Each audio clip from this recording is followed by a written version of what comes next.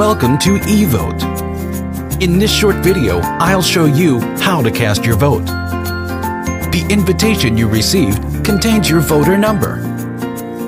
Sign in using this number and your personal ID. Choose a topic from the topic list and browse its candidates. If elections haven't started yet, you may read their platforms. Election Day is here. This is the time to vote.